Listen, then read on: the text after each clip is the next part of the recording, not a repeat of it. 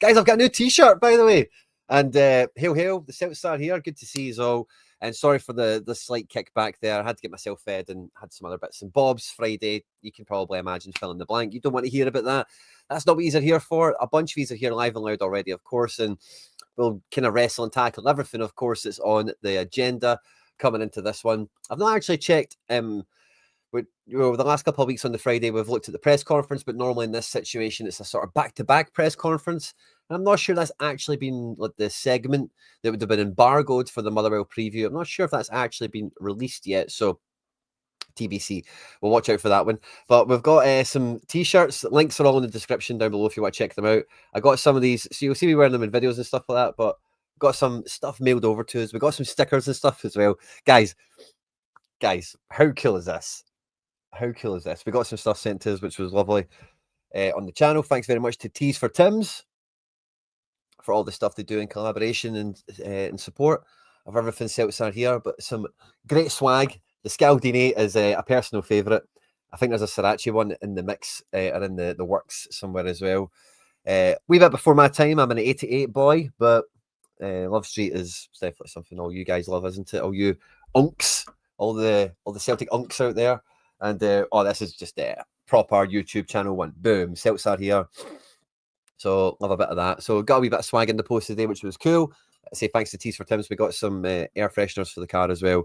As I say, a bunch of cool stickers. But I've got a few of these, and I'll be tactical with where I deploy them. I don't know if you can buy them or not, but when I got them, I was like, oh, that's just cool. Love that.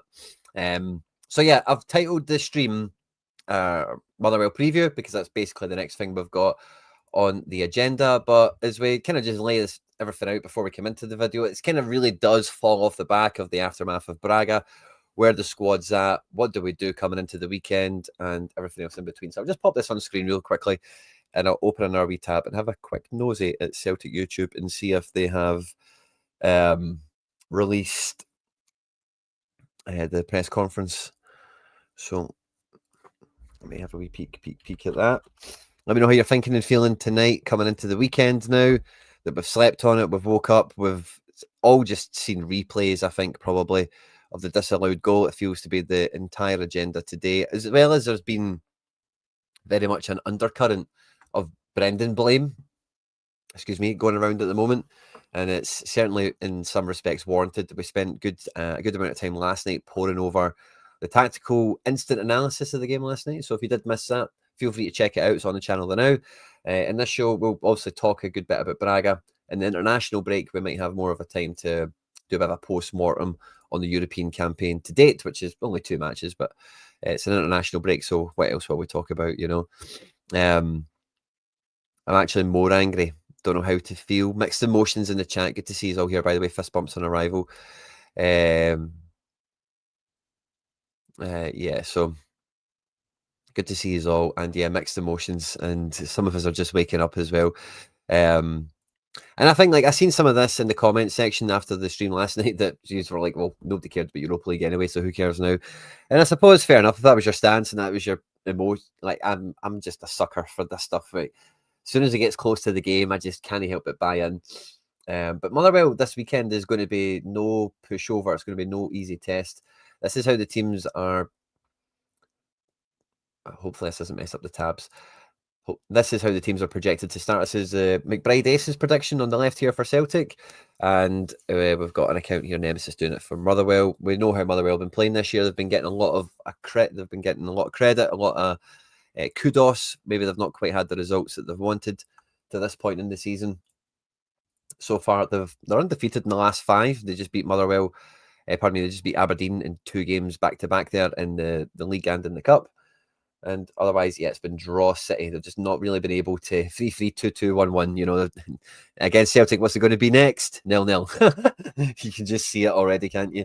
But yeah, definitely no pushovers. Motherwell have gave us a hard time over the years anyway, so it shouldn't be really news to many. And yeah, our last 5 not particularly great. Not scored anywhere near the amount of goals Motherwell have in their outings as well. So definitely a lot to weigh up. And a lot to think. I've put basically everyone into the reckoning for this match to discuss what we think the actual 11 will be, because I do genuinely think there is more than ever a sincere case for almost everyone in the squad to maybe feature at the weekend, with maybe a change of shape being something that could be floated perhaps from the start. Mild rage, apathy, terrible referee. It was like it was. I said last night, it's borderline. It's borderline match fixing, really, isn't it? Just how blatantly wild it was, and that's why I think like I've put Simpson Pussy in here. We've seen the CFG guys. There was 2 guys from City Football Group at Celtic training over the last week or 2. And, you know, like who knows why they were there, but I think it's quite easy to connect the dots and think that they're maybe there to say what the hell's going on with big JSP. Why is he not playing? What's going on? And maybe want to go up and, you know, have a face-to-face chat about it, see him at the training ground and stuff. So wouldn't be surprised if we did either change the shape and bring him in, or if we really rattled and changed the defence.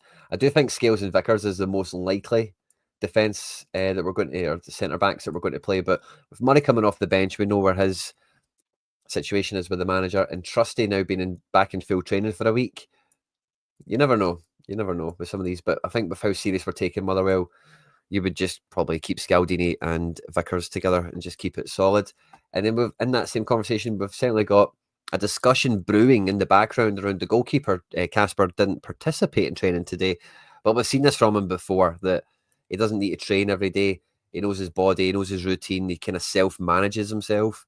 So the day after a game, it's not unusual to imagine he doesn't train. Could the door still open for Sinisalo? I wouldn't rule it out, by the way. And with his international situation as well, we're about to go into a window. The number 1 goalkeeper for Finland, Lucas Radecki of Monaco, formerly of Leverkusen, is still injured. So Sinisalo, you know, if he did play the weekend, goes away, plays a game, he probably plays 1 game for Finland. If he played 2, I think that would be significantly like a development. But, you know, he could be at a real moment to just kick into gear and go up. And I know some of you have been discussing that in the comment sections on the channel and all across social media. And I get what you mean, Celtic made, but again, like, you've got to think with goalkeeping, especially in terms of practice, it's certainly more, especially at his age, you know, it's certainly more unforgiving on recovery periods and then optimizing for the game. So I'm kind of with you, but like, there's different. I suppose if you want to live in that zone, there's different training you can do than being between the sticks. Maybe like go to a farm and chase some chickens or something, you know, some reaction training, Rocky style, you know. So yeah, like whatever. But he was at training, he was at the training ground, he was definitely like there with his kit on and everything, but he didn't have his gloves on. He wasn't diving around in between the posts or anything. So I think the centre backs in the defence, like, so again, if you were going to go 3 at the back, does that make it easy to bring Sinisalo in? If you were to do that move, does it make more sense to keep Schmeichel in if you do that move? There's maybe a yeah, that's it. Catch that chicken, Rock. That's it. Catch that chicken, Casper. Indeed. He's played, how many games has Sinisalo played for us this year? 2. He's played 1 or 2 for Finland. 1 was a friendly, I'm sure, wasn't it? So there's just so much open in this. The right backs and the left backs kind of speak for themselves in a lot of ways. I do believe it will be Sriracha that plays. And I thought it was a coin toss for midweek. He went with Donovan. He didn't see out the game. We didn't see Ralston at all midweek. Again, real question mark, real coin toss. But the defence, there is an infinite combination here of what could happen between 4 at the back, 3 at the back, 5 at the back. I don't really think from the start there will be a change to the defence, if I'm being quite truthful. I think JSP and Murray are probably the furthest away from starting this game, just because, like, Brendan and the team will be fully aware of the potential egg on face, you know. The real way to practice the puke, indeed. Indeed, don't expect eggs for breakfast. Love the chat, guys. It's absolutely on fire today. But I think, like, could you bring in like Trusty just as a fresh, you know, energy into the defence? Vickers has been fine, but he's not. I don't think he was particularly good. Last night. He has had some moments, I think, in the last couple of games where we've been on this channel saying, "Wow, Vickers actually like went forward. He actually took ground, and you know." So I think he has been decent, actually, if we can be fair about it. there's no getting away from the fact that there is like a complacency is not a word I like using in relation to football, but there's not many words that really get the same point across that are more accurate. I don't think it's terribly accurate, but yeah, bulk ball, yeah, for all you guys that were on the show last night, yeah, you will get that inside joke. We're getting some patter here, we're getting some inside jokes, and we're getting some KFC jokes as well around the chicken stuff, which is lovely. I think Trusty would really suit us moving to a back three as well. I think you'd put Scales in the middle of it. I think Vickers wants to be in the middle of it. I think Vickers really suits. I suppose you could put Trusty on this side. He's done that kind of thing before. Vickers as a sweeper feels really good to me. If we're ever going to change the shape, I think Vickers is built to do that sweeper position. And if you've got a sweeper keeper like Schmeichel or Sinisalo as well, you can play. I don't want to drag and lace all this stuff. We'll maybe do it once we've got the Motherwell team on screen. Inside jokes, let's go. So, but I think like if you've got like somebody as a sweeper like Vickers and then the sweeper keeper, you can have defenders that are ready to step out and confront the ball, depending on what side of the pitch you're on, and not be trapped or not be totally selling yourself out of the back. Would you drop Calmac? We'll get to the midfield in a second, but that's certainly a huge conversation piece right now, if nothing else. But yeah, I think Trusty, he's only been back in training a week. Does he maybe give him the international break to fully like really get back up to speed, and then we can get a new beginning after this international break? Because after this one, this is the main meat of the season. The next international break will be in March, and obviously we've got the festive period, all the competitions, finals and semi-finals, and all that other stuff will be running on. So I wouldn't be too surprised if there's not too much change from type. We get Schmeichel, we get Vickers, we get Scales. Probably do get McGregor in the Diamond of Doom, as we called it last night. And I think because of, if we look at who Motherwell are going to be playing, and Donovan has had, I don't know, do you give Donovan this game to finish off this little chapter of the season for him? And then you're maybe expecting Alistair Johnson to be in and amongst the squad after the international window, since he's been back on the grass for like a couple of days now. Or do you go with Ralston? And personally, I would imagine Ralston starts this one, because on the other side, I think it's very easy to imagine that Sirachi is going to play. And Sirachi was our best playmaker on Thursday night. And if you are going to play him and you're going to let him do his thing, you probably want Ralston to do the right of the back, because again, we kind of do play like this off the ball anyway, don't we? So I could see that being the preferred way to go with the back four. Now, Kobe Donovan has been quite fine at doing this shift as well in the appearances he's had for Celtic, so I'm not writing him off in that regard. He can certainly do it as well. But I think just with how like slippery a slope we're on right now, having a quick peek at the table. Hearts have got an Edinburgh derby, so like who knows how that game will go really. But for us, we've only scored 8 goals. Now, I need to double check this. Let's do it together. 6 games in the league. It might even be better. It might be easier to do this on. Wait, let's see. Or what date are we at? 3rd of October.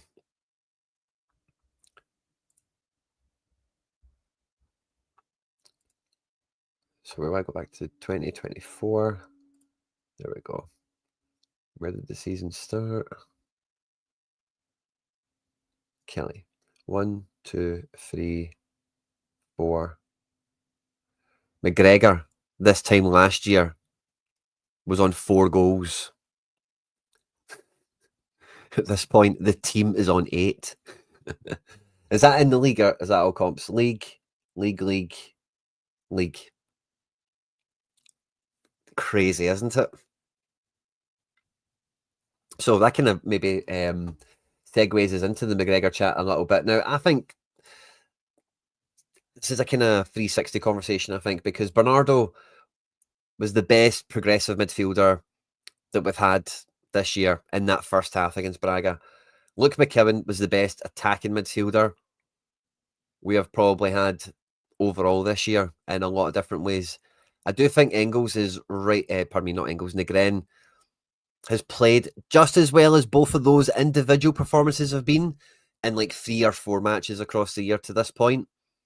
But I think like how effective McKeown was for half an hour against Hibs, and for how effective Bernardo was for, let's just say, 40 minutes against Braga. We've not had anyone put that type of distinctively, making an impact into the team contribution. So I think on merit, like the real midfield to go with would be Bernardo, McKeown, McGregor, quite genuinely. Engels, I'm not sure if he could come into this. Hatate is just back from being rested or had a bit of a thigh injury or whatever. But I think, like, if you're going on, like, who's shown you on the pitch how they, that they can do the bits and the bobs?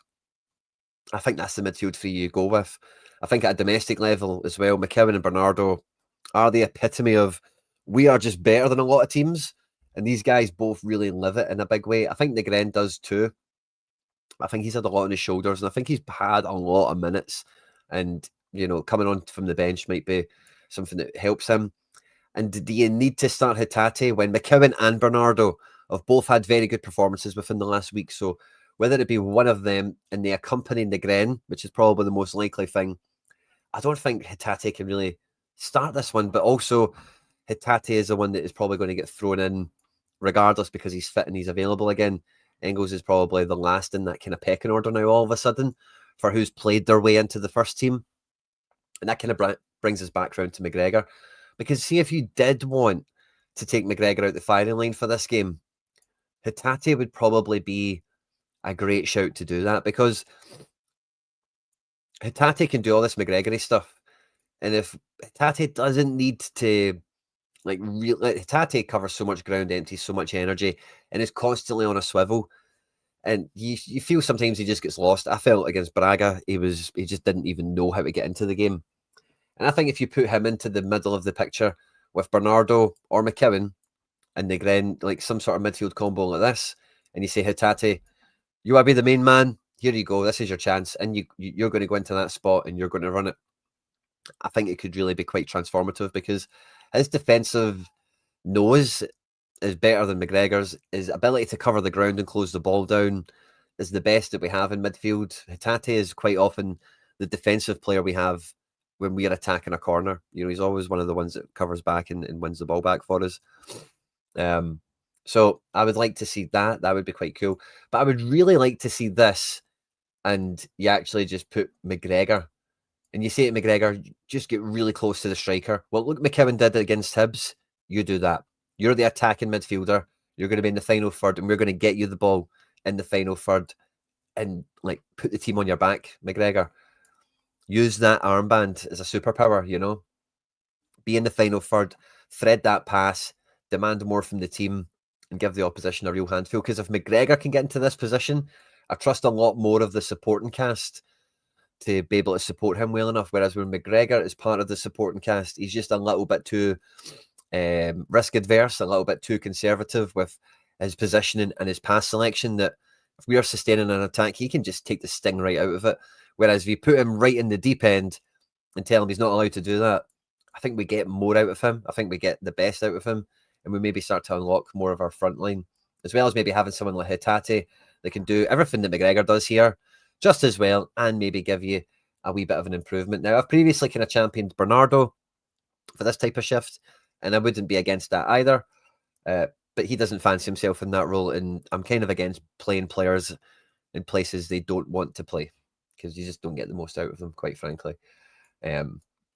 So with all that being said, even if we put Engels back into, I genuinely have got no idea what the midfield combination will be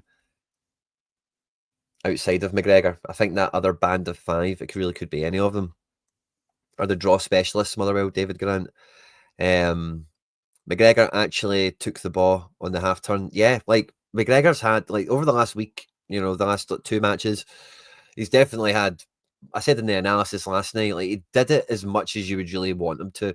Yeah, he maybe didn't do it every time. Yeah, sometimes he still did take the sting out of the game, and that's fine.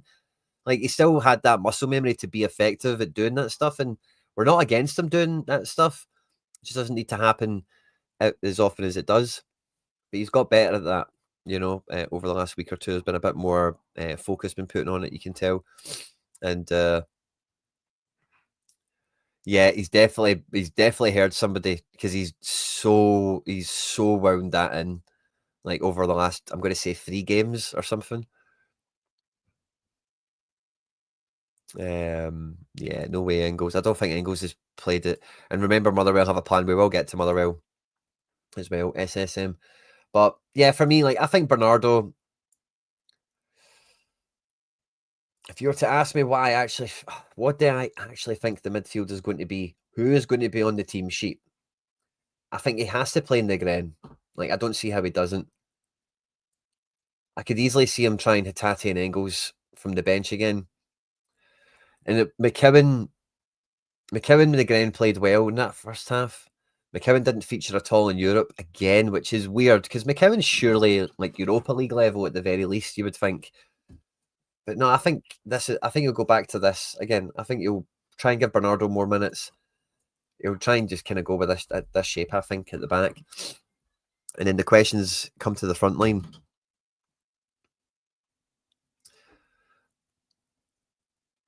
Yeah. I don't get it either because he is a good like presser.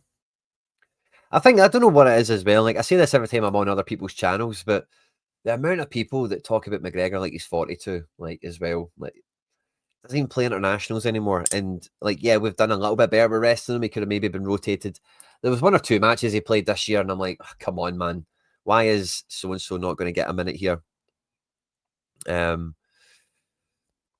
surely we need to really turn the screw and put up. Yeah, exactly. So I don't think there's going to be many risks taken in that regard. Negren has been very effective. Bernardo looked very good and hasn't, Roger said he's been managing injuries and stuff like that. So I can see Bernardo getting 60 based on his Braga performance because, again, he just found Taneke very, very quickly, very well. Is there a space for Balikwisha to start in this game? I don't think so, sadly. I cannot believe, and I'm still mystified at how he doesn't get off the bench against Braga. That is one that will need explanation, I think. What about the three at the back? Well, I'll finish cleaning up the board, right? And then I'll go back and we'll say, what about the back three? How about that, Gav? Last night, after 15 minutes, we got humbled in midfield. Yeah. There was a few moments where it kind of threatened, like, Kenny's not going to start this. There was a few moments where it looked like Negren and Iheanacho were up front as a two, but it so didn't last long enough. We got some instructions from Kennedy from the sideline about how to change the press, and it did involve Iheanacho and Negren going in as a two and having like a front four pressing the box with then McGregor and somebody else, I forget now, sorry, like on the outskirts of the box here, pressing their guys and making it even harder for them to play out. But it didn't last long enough. Like Negren should have been second forward, or Dyson should have been second forward a lot more in this game on Thursday night. Sorry, I beg your pardon. But Iheanacho and Taneke, I don't think are droppable. I don't think there's any way that you cannot not play them. And when you look at the right wing, again, I just don't see how you can start Forrester Yang ahead of Dyson. So I think that kind of does throw itself together. Now, I do have the Motherwell team here. Just want to make sure I've not messed it up. Yeah, they're all sitting in the right place. We'll put them away again quickly for now. What about a back three? So if we were to play a back three, what is the best back three? I think we're talking about, yeah, you guys are going to want Tierney. Now, or Tierney is probably going to be in the conversation. Now, I really like the back three that we finished the game with, which was Scales, Vickers, and Murray.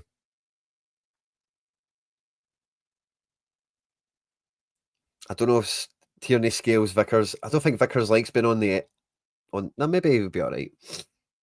Sinachi here. And he played Dyson there last night. I really don't think you want that. I actually think Ralston does this for Scotland. I think you're quite happy with Ralston. I think Donovan, you could probably get a really good tune out of him. But I would probably play Engels here, if I can be honest with you, until we get Alistair Johnson. Play Engels here.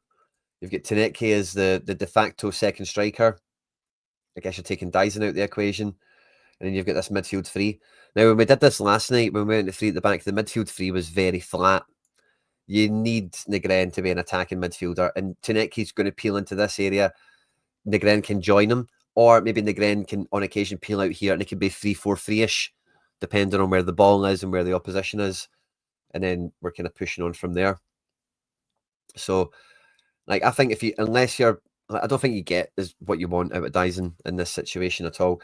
And if you really want to play Dyson, you could take Negren out and put Dyson on, and then you're doing something like this. But I think that's the best way to make it work. I think with who's available for this weekend or how we see the team right now. See, I'd probably take if it was me picking it, I would go to. And I did say I would show like how you can do this with Vickers as a sweeper. So where is Murray?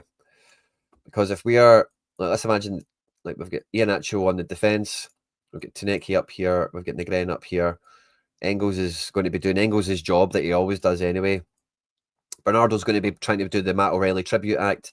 Sriracha's doing the Greg Taylor tribute act. We've then got McGregor. And then from here, you can have your back three, your sweeper. Now, when you get to the halfway line, you're thinking about the offside trap, obviously, and you probably do want to level them out. You probably don't want Vickers playing everyone on side, for example. So you do need to marry this up. And then when you are really dominating the other team, you get Vickers onto the halfway line, and it basically then becomes a 2. And if the ball's on this side of the pitch, he's got real license to go and take whoever is out. You know, let's stop the counter attack. Don't let them go over the line. And equally, if it was on this side of the pitch, then it becomes a 2 here. And this guy's got full license to go and engage and stop any ball coming through this way. And obviously, if it's the middle, Vickers can't really do that because then the gap is so big. If the ball gets played through, everybody could be cooked. Unless Schmeichel is like super high. And if you're going to do this with Schmeichel being super high, you probably actually would want that to be Sinisalo. Because if you're going to play that really high, you do want, if you've got a sweeper keeper, you need them to be threatening. So that where's my defenders?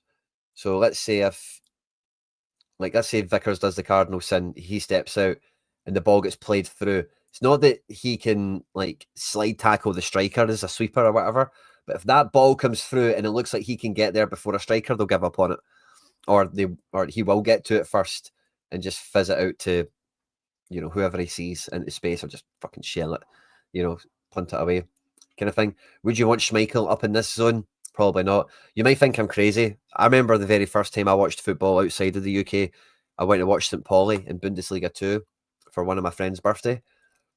Can't remember what year it was, but genuinely, like, German goalkeepers stand here. And this was Bundesliga 2 St. Pauli. This wasn't Manuel Neuer, Bayern Munich. They stand here. Like, so keepers do it. It's not uncommon. But I think if you think about we're in that kind of mid-transition part of the pitch, your 2 becomes Scales and Murray. And again, they've got that full license to engage with whoever's going to be trying to come over the halfway line, knowing that they've got Vickers as like a shield in and behind them. And again, you've got your sweeper keeper, making sure that gap between these 2 players isn't that big. So if a ball is trying to get played behind Vickers for offside trap or long ball, the keeper's got a good chance of being the deterrent for it. So I think that would be the way I would do the back 3 in best case scenario. Overall, you then have McGregor. Like, McGregor and Bernardo are still going to defend, so Sriracha and Engels as well. But when you're really thinking about the amount of teams that we play against, the amount of, like, Braga attacked with 3 or 4 players last night, never more, not really ever less either. But if you think about the teams that we play against, they often attack with 3 players, never really get up to 4 unless it's like they've just got numbers to throw forward, and the sequence of play has made it. It's just on. So they've taken the space, they've taken their chance. Let me see what you guys are saying about all of that. Sorry, can't believe you're leaving McKeown out.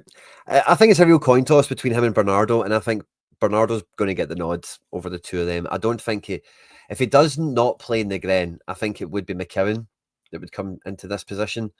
But again, Bernardo played left of the 3. McKeown played left of the 3 last week. So maybe Rodgers sees them as auditioning for the same job, which is the way I kind of feel is where this is me trying to predict what's going to happen. It's not me saying this is the team I would play. Kind of try to do that little thought experiment with the back 3 is what I would do with a back 3. But this is me trying to predict what we're actually going to get. And I think this is going to be what it looks like. I was right opposite CCV when he was right centre back, and he was really tight. Yeah, he did not look comfortable at all. But he was effectively like right back as well when the way the play went. when he was essentially out in this zone here, he did not look like a happy camper, did he? Yeah, 3 passes and you go through. That's a good team, Monty. You need them fit, obviously. I don't think Tierney plays the weekend, especially wing back. And obviously AJ. But yeah, that's a good looking team. Iheanacho Maeda as well. Yeah. I think you kind of want to do 3-4-3 with us, you know, and even like if I can go backwards to go forwards again with this, but that might be the cheat code. We spoke about this recently. We haven't even spoke about Trusty. Trusty would be very good for us in a back three as well. But if we imagine Vickers, Scales, Murray again quickly, then we'll get back to predicting the team and stuff like that. Vickers, Scales, Murray, and then like whatever with these 2 positions. But see if you had McGregor, I'm going to say Hatate, right? Just for the sake of this. Negren.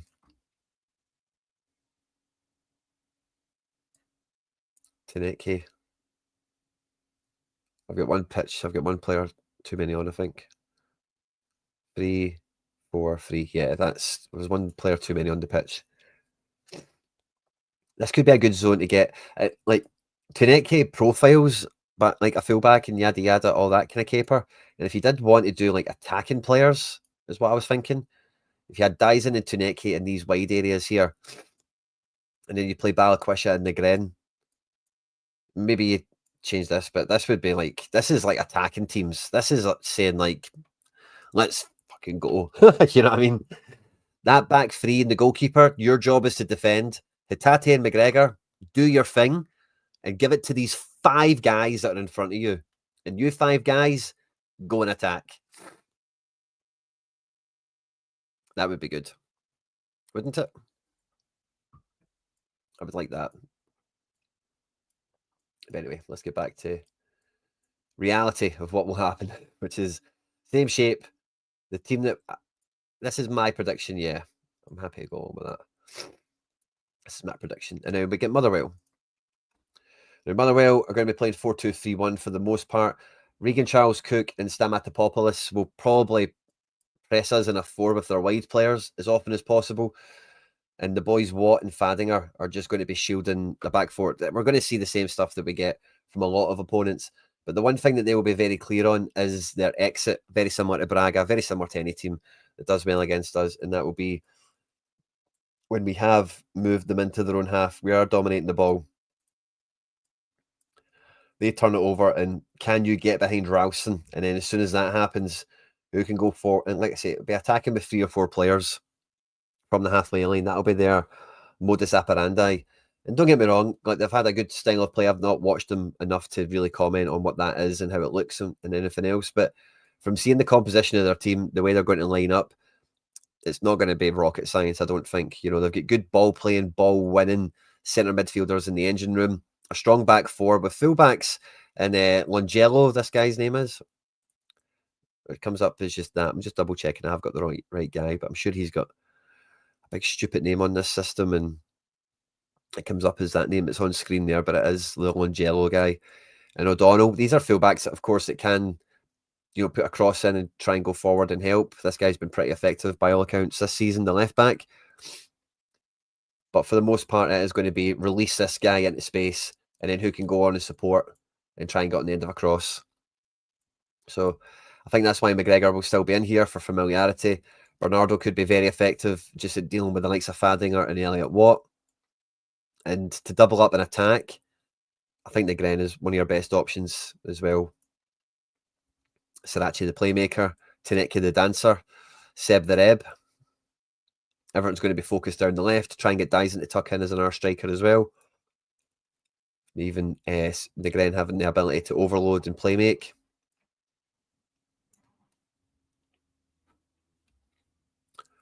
Yeah, he won't. Well, he did say he's going to do it more often. Like I think it'll be an in-game move. To be honest with you, I don't think Welsh is allowed to play this game.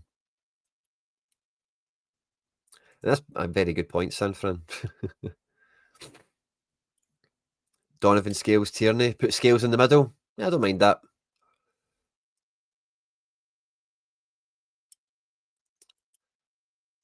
I think there feels like there's too many rules, or it feels like the players don't have the ability or capability of like just running a game. You know, like it's funny because I was talking a lot about coaching and thinking about it in the context of like I couldn't imagine coaching a team that didn't have like a style. Like if you coach players, there's things you will just translate that you'll just see, and there's just so much that we are missing. I think you hear it from a lot of people that are breaking the game down last night, and I'm thinking to myself, what did I say to people, or what was the setup like? And there was a lot of it where it's like you're looking at the best players, and you're quite straight with them. You're meant to be the best player, so we're going to get you the ball in these different positions, and when you get the ball in these different positions, it's your job to win as the game. You know, like I'd be quite straight about it. I don't think there was any, magical, speaking in tongues and football jargon, and obviously there's tactics and you practice stuff on the training ground and all the rest of it. But for by and large, if it was get the ball to Stevie or get the ball to Jack or get the ball to whoever else it could have been, a number of players and a number of different Martins, and I could say first names all day long. I had lots of good squads. I miss my teams. We had a good time. But yeah, the best player. You just surely they've just got it put on them because I don't know what else like. Your job. We're going to get you the ball, Negren. We're going to get you the ball in this territory here, and see when you get the ball here, you need to make sure you're going to be playing Dyson into a 1v1 with the keeper. You need to make sure you're looking for Iheanacho on the run. Can you clip it to the back post for him? And I'm using Negren just because he's here, but whoever and whatever it needs to be is just. It doesn't feel like any of them have got the instructions to. You're the guy. We're going to work it. We'll pass here, run here, pass here, move there, bada bada ba, and then do you know what'll happen? A wee bit of space will open up for you, and we're going to get the ball to McGregor, and McGregor's going to get the ball to you, and then at this point, we've worked this. This is what we are trying to achieve, and then this is how we kill them. Play the ball here, square it there, goal, whatever. Doesn't feel like that ever happens. It feels like everyone who gets the ball around the halfway, around the edge of the box, it's kind of like, it goes nowhere. It's just stuttering into oblivion. Pearson, what a great shout, by the way. I loved Stevie Pearson. And Stevie Pearson is a guy that doesn't get brought up often enough for me. Stevie Pearson is a great shout, by the way. I got his name and number on the back of my shirt. He was number 11, and we were in the Champions League that year, or was it UEFA Cup? I can't remember. But my mates all made fun of me for getting the Pearson 11 on the back. Yeah, it was Barca. I'm sure we played Barca and we maybe drew with them in the UEFA Cup, or it'd have been the UEFA Cup. And I think Pearson got man. I'm fairly certain Pearson got man of the match. And I was like, good on you, big man. You put himself about. Big unit, 2-footed, Scottish ginger, young player of the year, 03-04. I liked Stephen Pearson. Very, very slept on Celtic former player. It's not really much more of a description you can give him, I think, without being, clickbaity about it. Exactly, Maestro. It's a simple game, but like it is complicated because everything's complicated about it. Everyone's so well studied that you need to, you need to fight fire with fire in some cases. And again, if we know they're going to bounce off with 4 people, what's the bit? So what do you do? Number one, you just defend the situation as it happens. I think Scales and Vickers very well equipped and very capable of defending 1v1, 2v2, 1v2. I think they've shown that. But the other one is stop at its source, and we never stop at its source. If we figure out after 5 minutes this is the guy that's playing all the balls, we never have somebody just like glued to him, making sure that if we lose the ball, like, yeah, you want to peel off and get space and go and attack, right? But see, if we lose the ball, you need to he's the guy. He will, it might not be Watt, it might be Fadinger, it could be Side, I'm not too sure, right? But as soon as we get a sniff of who that is, we have to know, like, that's the source. Stop him. If we lose the ball, your first thing has got to be, where is he? You've got to be within touching distance of him and go and close him down. So yeah, you want to go in and attack, but don't get too far away from him, because if we lose the ball, stop at its source. That's the guy to take out. or just win the ball fairly and cleanly, perhaps, you know.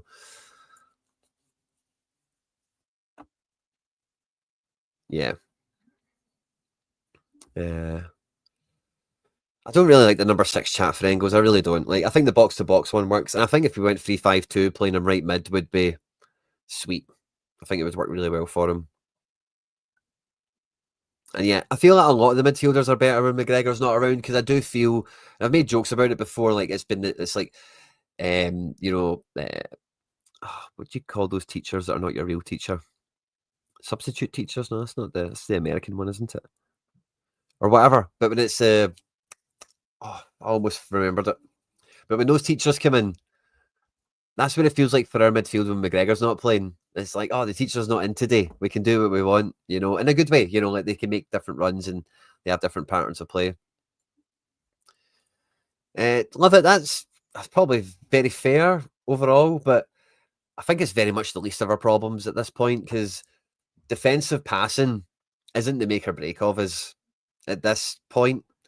Is it when we're talking, you know, when we're looking at the top 5% of our like gains we're looking to get at the very top level of the team? Yeah, fine, but we're not operating at that level. We're so much further back down the priority list right now that I think that's really firmly in the back seat. Like JCFC, I've just spent a wee bit of time talking about it. I'm a big proponent of it. I would definitely be behind it. And I'm fully in agreement with that. SSM, we've got a lot of content really dedicated to that. That would be a good midfield. I'm sure it would work well. And the thing as well is you need to be careful with the three at the back thing, that you're not actually just playing more defenders. We should be playing three at the back to play more attacking players. You know, that should be the number one objective. Do you even, just as a little side note, do you maybe even play Engels in the back three or Bernardo? It's kind of not really then a back three. I know what you're going to say there. It's just kind of like a false defensive midfielder, but it's just something else. I say you just need the ability for someone to commit and stop his source. It's the thing that we're vulnerable to. But yeah, so I think if this is the teams and this is going to be the way the game goes out, like Regan Charles Cook scored a lot of goals at a bad Ross County team. This guy has looked really good for them. Maswanise, I think's how you say that. And they've got one or two players from the bench. The boy Stamatopoulos is well rated as well. And you know, I think they're capable of scoring. But I'm very resolute on our defence, and I'd be quite confident in predicting that we do keep a clean sheet in this one, because like we've done pretty well. Now, I know we conceded 2 against Braga, 2 really bad ones. The second one hasn't really been spoken about too much because it was a bit of a calamity, wasn't it? Bloody 2 at the back. Yeah, exactly, McLaughlin. We kind of want to get ourselves into playing as little defenders as possible, really. That's in-service. No, not an in-service. Supply. No. Is it a supply teacher? I thought that was like the American term. What's substitute teacher? Yeah, supply teacher. Is that the Americanism? And substitute teacher feels like the Scottish version.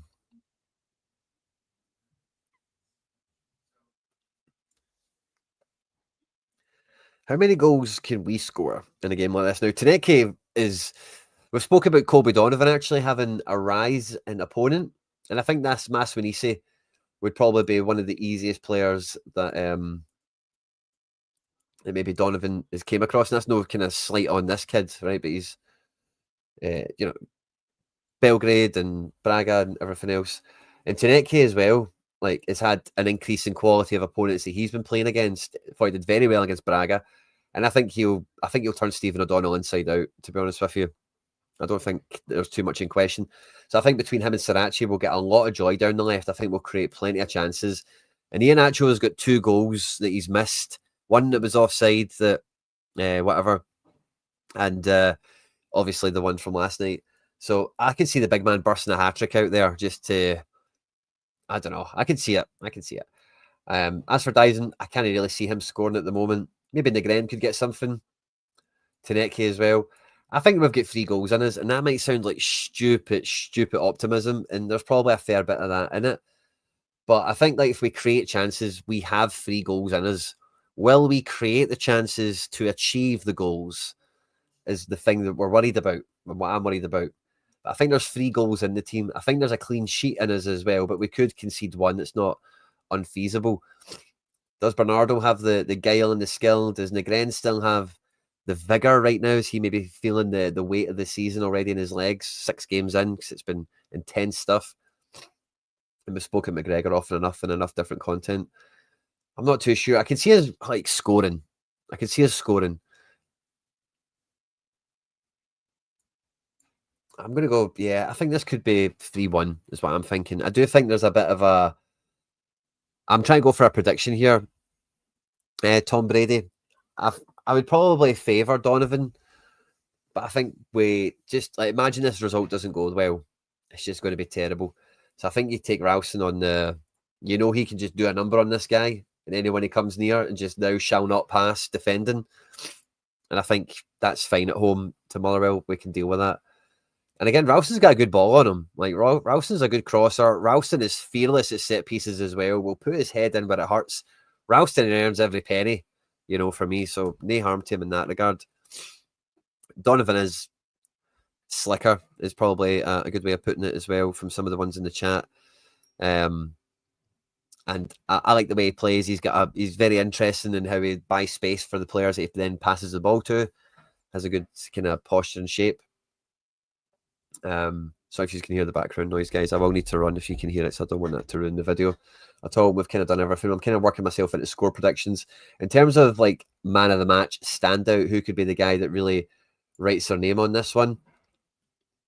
It's probably going to be Sriracha, to be honest with you. It could be Taneke, but I think Sriracha, if he starts this game and like Greg Taylor's it, and he's a lot better at the job than Taylor, I think, in terms of just what he brings to it already. Taylor learned a lot on the job and developed. Ralston is bang average, yeah, I think that's quite right. And Motherwell have been playing bang average players and not winning, you know, so I think substitute is US, is it?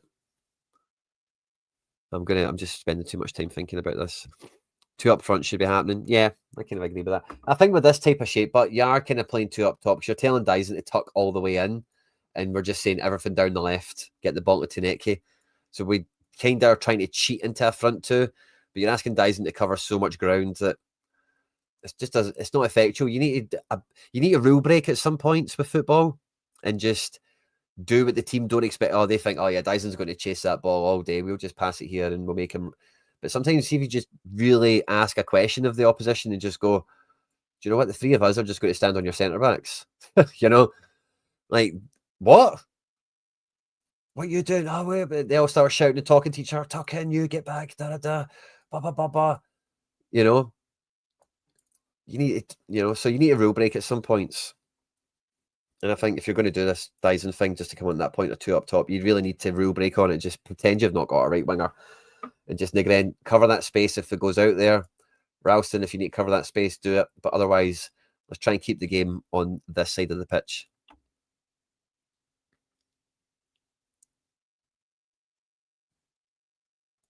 Yeah. I think the thing is, you're kind of forcing it playing a high line being Celtic, because the other team are just going to, most of the time, just get to the edge of their box, aren't they? Like, and if they're all the way back here, then you just invite too much pressure. I think you want to force them into the stupid long ball.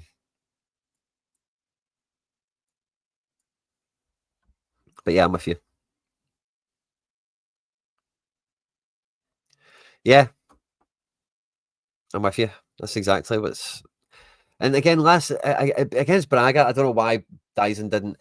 I know he was right wing, and it was... Even Tunek, nobody got next to Iheanacho when we went to 3 at the back. And even not even Negren. Like, I thought, oh, maybe Negren's up front with him. But no, it was like a midfield 3. Like, when you're going to 3 at the back, there should become 2 strikers. There should be 2 guys on the back line all of a sudden, if not 3 really committed forwards, if you want to have the wide element still present. Yeah. Did I call Rodgers inventive? Oh, sorry. Sorry. So did I say that? Oh, yeah. Yeah, so how well will we play? Will we...